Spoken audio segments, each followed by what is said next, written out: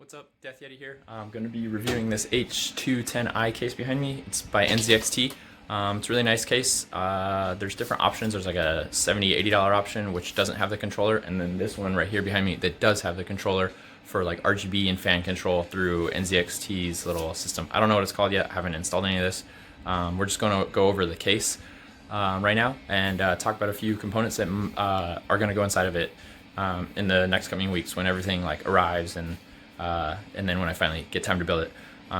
So yeah, let's dig into this. It's also going to be a water-cooled system by the NZXT X52 Kraken. It's going to be my first water-cooled system. I've always done air-cooled with like the CryoRig C7, the copper units, or the graphene units.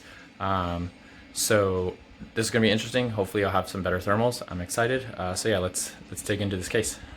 So this is the case that we're working with. It's the NZXT H210i, like I mentioned. The I just means it comes with the NZXT little controller to control your fans and RGB. We'll get into that and how complicated it actually is. It's not that easy to set up. I mean, it is easy, but it's just expensive because you have to buy tons of other stuff. So digging into the case, I already have the side panel off right here, the non-glass side. Also have the glass side off. But if we start with this, that makes it 110, 120, so between $20 and $40 more than the non-I variant, is this right here. It's got 3 fan controllers and 2 LED strips. This is to power it through the motherboard, which is interesting because it's powered through Sata and your typical 9-pin for the USB. But like something you need to buy for this if you plan on running the pump like I do, which is the NZXT Kraken with the RGB, is you need to hook this to the 2.0 header on your motherboard as well as your Kraken pump. So since most, and if not all, ITX motherboards only have one 2.0 port, I bought this right here. It was about 20 bucks. It'll magnet down here, and I can hook up this and the AIO and whatever else, because it'll have one extra 9-pin, and then it'll have 2 USB ports that I can plug like a Bluetooth receiver or Wi-Fi receiver. But the motherboard I have has all that stuff, so I really don't find any use for those other 2 or other 3 ports really right now. So yeah, there's tons of cable management back here, or cable management routing things. It comes with Velcro straps. The case comes with straps as well, like Velcro straps and zip ties and all kinds of other cool stuff in here. But what this does, so it'll connect this fan on the 2 and 3. The fan 1 is for your front AIO if you plan on doing the Kraken X52 or whatever, NZXT or whatever. It comes with a fan splitter, so I can hook up the front fans wherever those things are. So up to 3 more fans that we can hook up to this and control through NZXT's program that I'll need to download once I build the system. But the thing I ran into that I didn't know is since this is RGB, and the fan that I'm going to add in here, that's the same fan as this, since they're both RGB, this front LED port is already taken up by that top LED strip in the front up here, So I can only plug in one LED. What do? Well, these come with little daisy chain things that I can plug this one into the next one, and it'll all be controlled through just that one. So if you're worried about that, I mean, just buy NZXT stuff, and it works with NZXT stuff. Who would have known? Problem though with this is it's powered through Sata, which is great because your power supply comes with these PCI to Sata. But this thing right here isn't. So I don't know why they wouldn't do that, because the PCI to SATA thing comes with like 3-4 SATA connectors on your power supply. So yeah, this is the power connector for that little thing. Kind of ridiculous. It hooks up to a Molex. So I scoured the internet, mostly eBay, because that's where I bought all this stuff and everything else for it. Because there's just really good deals, and I was able to make offers significantly lower than what stuff costs on most things. So this build was projected to be about $1,500, $1,600, and I got it down to $1,200. Could have been $1,100 if I didn't buy some of the other junk.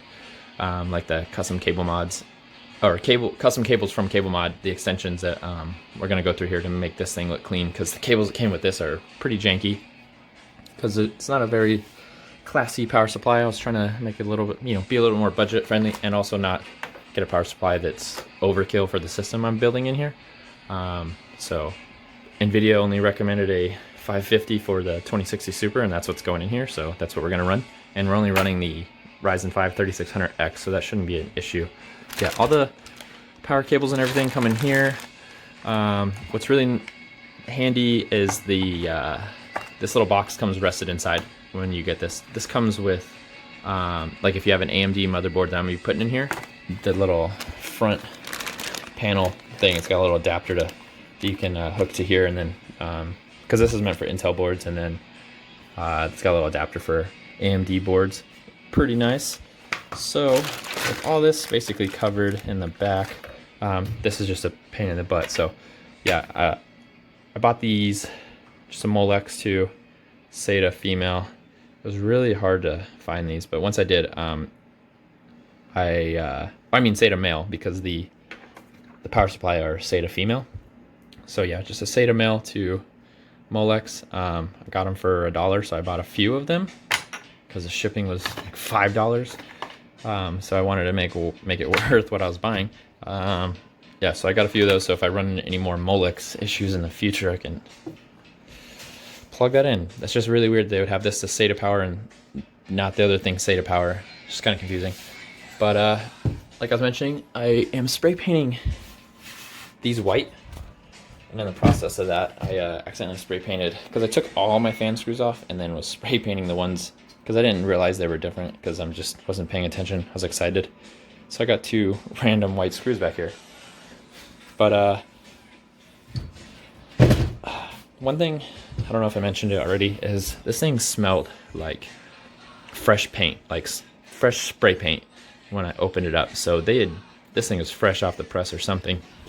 But it came with a lot of dust. Most of it I've wiped out, but before I build my system, I'm really gonna have to go through and, you know, blow a lot of dust out of here and wipe a lot of dust, so it doesn't make my system look, you know, several months old on its first day.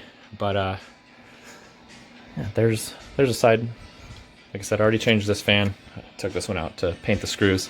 It just comes with 2 regular 120mm fans without RGB, but they are controlled through that.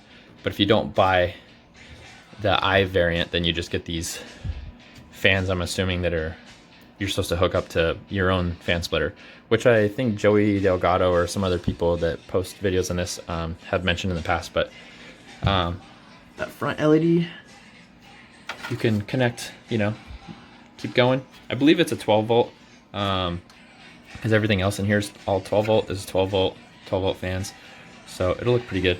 I'm not using the hard drive cage that came on the front. It's like a little plastic clip that removes right out here. Super nice. I've got a NVMe SSD right here. These are the fastest ones I've ever used. And no one ever really talks about these. They always go for these cheaper versions, like literally $5 cheaper, and they're significantly worse performance. So these EX950s are all I've used for the past, like, I want to say like 3 or 4 years. So they're super fast. I've got two terabyte ones, so this system's 4 terabytes of these. So I have 2 of these on the motherboard, because the Asus motherboard comes with one on the front and one on the back. So once this gets all built, I'll show you guys if you want to take a look at it. But if not, then this is just a case review. And then yeah, if you want to check out this one too, let me know. This one's got the RTX 2070 Super and a 9700K power in this beast. Also changed the front. Came with a black button with a red circle. This one lights up blue, and it's chrome. It just looks nice because I put these dumb little stickers down there to show that, you know, got the RTX and the 9th gen i7. But yeah, that's it. Oh yeah, one more thing. This glass panel that comes on the side just only has 1 screw holding it on the back like the other panel did, but it has this purple tab you have to pull. It only releases this front one. You have to really yank to get the second one off, and this thing just pops off, so be careful. and I feel like this tab's gonna break. I literally have to bend it back to screw this in every time. Kind of a pain in the butt, but whatever. Once the glass panel goes on, it'll probably stay on for a long time. So once the cooler goes in though, hopefully it'll be easier to hide these, you know, cables up there. Yeah, that's the case. So let me know if you guys want to see anything else. That's it.